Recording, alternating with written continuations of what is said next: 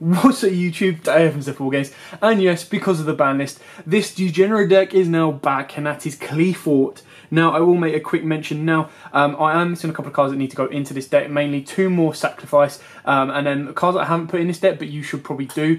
You've got Recreate that you can try, and Climate Change, I believe it is. Lets you help recycle your scouts. But for now, this is the build I've got. I'll show you what I would take out for the Recreate, or maybe more importantly, the Qli's End, stuff like that when I get to them. I just couldn't find them in time, and I wanted to get this profile up to you guys as soon as I could. So, without further ado, I'll show you what we now have. So, of course, Towers is back. It's only fair that this deck should get its boss monster back, especially with Kaiju's now running around. So there's no surprise, you have to play this at 1. Of course, next up at 1 as well is Scout, because Scout is incredibly important in the deck. It is your searcher for everything you've got, and then of course, it is only at 1, disappointingly, but it does provide you everything you need. It wouldn't be surprising if this came back to 2, possibly. There are a couple of versions of this deck. You can play the Card of Demise version and play a lot more around with your back row, but for now we're just playing a normal all-out bit of draw power deck. And then we play the one at Shell. Again, you only really need to play this at 1, you don't need to play it any higher than that. 2 Monolith, because it's searchable, it gets you your draws, and it can be very, very useful for you. Then of course everything else is at triples. So, triple disc, straightforward on that one. Triple stealth, because it is a boss. Triple carrier, because it is your only other normal summon, along with your Qliphort Helix. These are the ones you want to normal summon and pendulum out or get rid of and use their effects when they leave the field. So they're kind of like your main go-to monsters. So straightforward Qli monster lineup there for you. Then onto the spells. We play triple Sacrifice. Now of course this got altered on the ban list, and I do need to pick up my my second and third copy. They are on their way to me in the post. Picked them up really, really cheaply actually, so you know, definitely picking it up.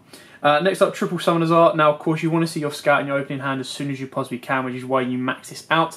And then in the later game, once you've used it, you can, of course, search out your Monolith should you need it. Triple Wavering Eyes. Again, Searcher, Burner, whole 9-yarder. And if Pendulum Magicians are going to be a thing, you might even get multiple effects off on this on top of that. Now, these work more consistently with the climate change and stuff like that in order to recycle your Scout. Because what you don't want happening is, you know, if your opponent ogres your Scout, or if your opponent ashes your Scout, you still need a way to work around it. So this isn't going to be like meta defining, absolutely destroying the meta as it is right now, but it's still a very, very nice deck to come back and play around with. Double Twin Twister to deal with them strikes and back rows. Double Pot of Dualities, you can play this at 3 if you wish, but you can also play the Card of Demise version and engine. 1 limit removal, you don't have to play this, it's just a nice little techie card to try it out. Because you do rely on your normal summons quite a bit, they can just help boost all your machine monsters and go into the game. Especially if you've got like skill drain on board, all your monsters' effects are going to be negated, which means they no longer are 1800, they're their original 2400 beaters. And then of course the last spell is the one Raigeki, just for those board wipes. Again, limit removal and the Raigeki are probably options you could side out for the Recreate, your Climate Change, and of course your Qli's End. And then onto the trap lineup, we've got double Soul Transition. This is instead of your Card of Demise. If you want to play Card of Demise and be a bit more consistent, you probably drop the monster count a little bit and then play this up. You could of course put Monster Reborn in if you're playing the Card of Demise version, but it does mean you have to sit on it for a turn. Next week we play double Lose 1 Turn, a nice little floodgate kind of stopper, and it doesn't affect your monsters as much because it actually gives your monsters back their effects and turns them from, you know, like 1800 monsters to 2400 beaters. And then we play the new Solemn Brigade, and that is 2 strike, 1 warning, and of course the 1 Solemn Judgment.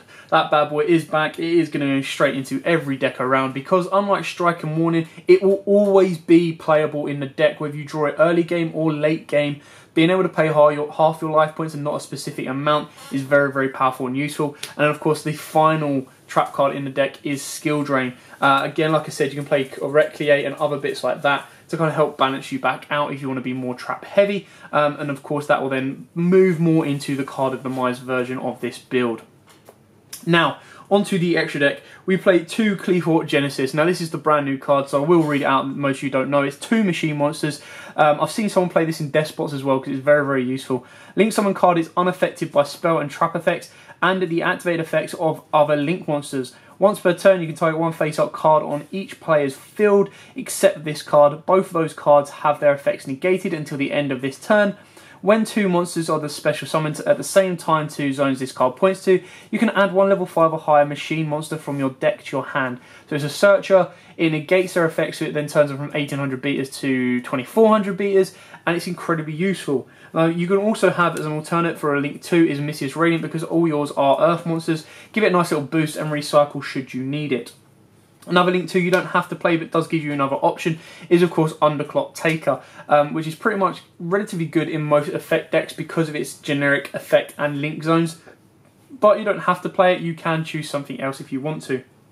After that, we do play a standard rank 4 kind of toolbox. Your Dweller, your Lightning, your Tornado Dragon.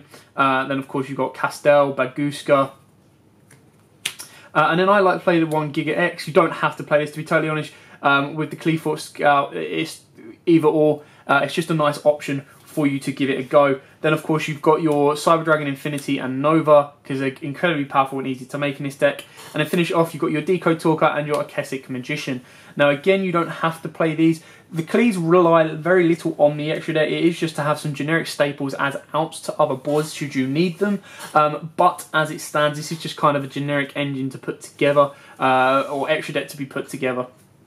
It can be changed, it can be altered, and it can, you know, be done to your personal preference and how you like to play it. Regardless, Qlis are back. They have received their boss monster back. They have had Sacrifice bumped up as well. So it can be incredibly powerful and interesting to see the meta. Now the best thing about this ban list is it has diversed the meta in my personal opinion. Pendulum Magicians are still going to be very, very good. They haven't neutered Spirals, so they can still have a bit of movement in there. And they've kind of slowed down the consistency of both Magicians and Spirals, which were top of the game. The only deck that remained relatively untouched was Tricksters, which was a bit of a shame. But Tricksters do kind of fault against... or slow down and kind of struggle to deal with anti-meta decks, which is what this meta could possibly be, in the sense that you can still play True Dracos, you can still play Qlis, you could obviously always play, you've got Monster Reborn running around, you've got Solemn Judgments running around, and then of course you've got Gem Knights, which can be incredibly powerful as well. So it would be very, very nice to see the first big event of this year, and kind of what can go on, especially when you've also got Light Swans, which remained untouched. Anyway, hope this helps. Hope this gives you an idea of Qliphort's coming back into the meta, and a decent deck to pick up and try out. It is all relatively cheap at this moment in time, and then when Card of Demise gets reprinted, it'll be even cheaper if you want to go with that version. But regardless, thanks for watching. Don't forget to like, comment, subscribe, share. Till next time, guys, as always, happy dueling. Also YouTube, thanks for watching that video. I hope you liked it. If you did, hit that like button, and of course don't forget to hit that big red subscribe button in the bottom left hand corner and the notification bell so you don't miss out on anything. We've got more deck profiles, duels, pack openings and many more Yu-Gi-Oh videos coming up for you all year round, so don't forget to stay tuned for all of that. Thanks, and as always guys, happy dueling.